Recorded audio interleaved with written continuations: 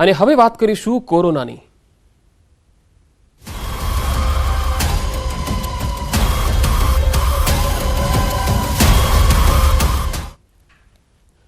ગુજરાત સહિત દેશમાં વકર્યો છે કોરોના। કોરોનાના વકરી રહેલા જે કેસો છે ત્યારે અમદાવાદનું તંત્ર હવે એલર્ટ બની ગયું છે। આવતીકાલથી અર્બન હેલ્થ સેન્ટર પર ટેસ્ટિંગ થશે। શહેરના અર્બન હેલ્થ સેન્ટરમાં ટેસ્ટ કરી શકાશે। અમદાવાદમાં નોંધાયા છે કોરોનાના 35 કેસ।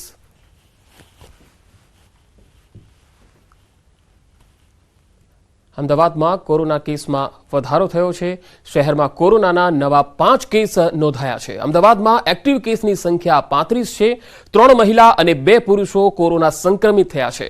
બોડકદેવ, નારણપુરા, ખાડિયા, દરિયાપુરમાં કેસ આવી રહ્યા છે।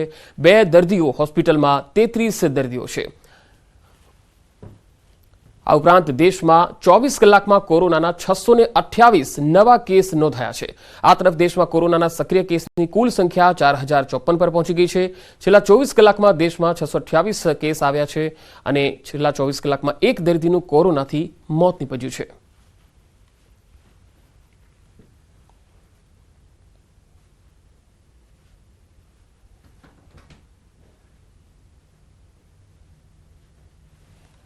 છોટાઉદેપુરમાં પતિએ પત્નીને મોતને ઘાટ ઉતારી।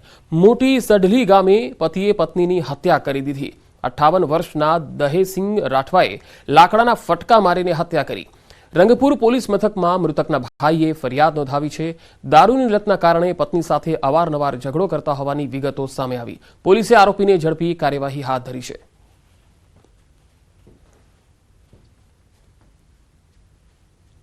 પાટણના સરસ્વતીમાં અકસ્માત થયો। બેકાબુ ડમ્પર દિવાલ તોડીને ખેડૂત પરિવારના ઘરમાં ઘૂસી ગયું। સરસ્વતીના સાંપરામાં સર્જાયો છે આ અકસ્માત। આ ઘટનામાં એક યુવક ઇજાગ્રસ્ત થયો। બેકાબુ ડમ્પરે 4 ભેંસનો જીવ લીધો। સદનસીબે ખેડૂત પરિવારનો આબાદ બચાવ થયો છે।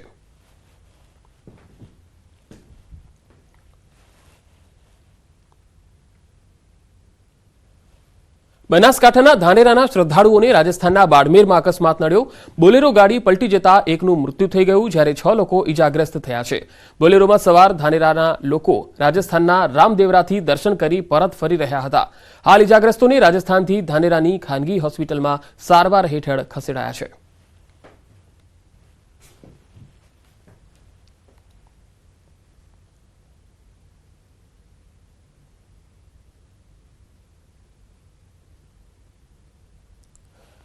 નશાના કાળા કારોબાર અંગે મોટો ખુલાસો થયો છે। જેલમાં બંધ આરોપીઓ નશાનો વેપલો કરતા હતા।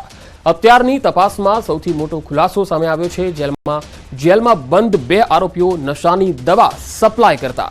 પંજાબથી પકડાયેલા નશાના કારોબાર કેસમાં ગુજરાત કનેક્શન સામે આવ્યું છે। પંજાબ પોલીસે અમૃતસરથી 15 કિલોથી વધુની નશાની દવાઓ સાથે 12 આરોપીઓને પકડ્યા છે। આ બનાવ બાદ ગુજરાત એટીએસ અને પંજાબ પોલીસે ચાંગોદર જીઆઈડીસીમાં ચાચરવાડીની ગ્લોઝ ફાર્મા કંપની પર દરોડા પાડ્યા। આ દરોડામાં 17 નશાકારક ગોળીઓના પાર્સલ પકડાયા। શંકાસ્પદ જથ્થા સાથે મનીષ અને રેખા વશિષ્ઠ નામના દંપતીની પણ ધરપકડ કરાઈ છે, જેમને અમૃતસર લઈ જવાયા છે। તો આ નશાનો વેપલો જેલમાં બંધ આરોપીઓ ચલાવતા હતા। તપાસમાં ખુલાસો થયો છે કે 1.5 મહિના પહેલા અમૃતસરથી પ્રિન્સ કુમાર નામના આરોપીને નશીલી દવા સાથે પકડવામાં આવ્યો। આ આરોપી પંજાબની જેલમાં બંધ આરોપી મેજરસિંહના કહેવાથી નશાની દવાઓ મંગાવતો હતો। આ ખુલાસા બાદ આરોપી મેજરસિંહની અમૃતસર પોલીસે ધરપકડ કરી અને મોબાઈલ કબજે કર્યો હતો। મેજરસિંહની પૂછપરછમાં બલવિંદરસિંહ, આકાશસિંહ, સુરજીતસિંહ અને ગુરુપ્રીતસિંહના નામ સામે આવ્યા। આરોપી ગુરુપ્રીત અને મેજરસિંહની પૂછપરછમાં સામે આવ્યું કે આરોપી પ્રિન્સ કુમાર પાસેનો દવાનો જથ્થો ઉત્તર પ્રદેશના મથુરામાં રહેતા સચિન કુમારે આપ્યો હતો। સચિન પોતે એલિકેમ ફાર્મા નામની દવા કંપની ધરાવે છે। સચિને કબૂલાત કરી કે પંજાબની માનસા જેલમાં બંધ યોગેશ કુમાર નામના આરોપી સાથે મળીને દવાનો જથ્થો મંગાવતો અને સપ્લાય કરતો। સચિન અને યોગેશ ચાંગોદરની ગ્લોઝ ફાર્માસ્યુટિકલ કંપનીમાંથી નશાકારક દવાઓ મંગાવતા હતા।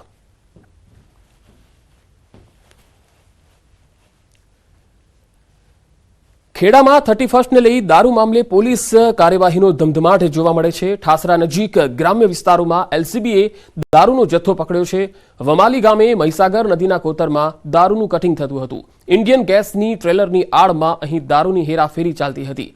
58.65 લાખના દારૂના જથ્થા સાથે એક શખ્સ પકડાયો છે. પોલીસની કાર્યવાહીમાં ફરાર 4 શખ્સની શોધખોળ ચાલી રહી છે.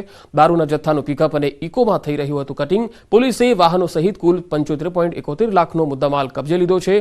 સમગ્ર મામલામાં 5 આરોપીઓ સામે ગુનો દાખલ કરી તપાસ ચાલી રહી છે.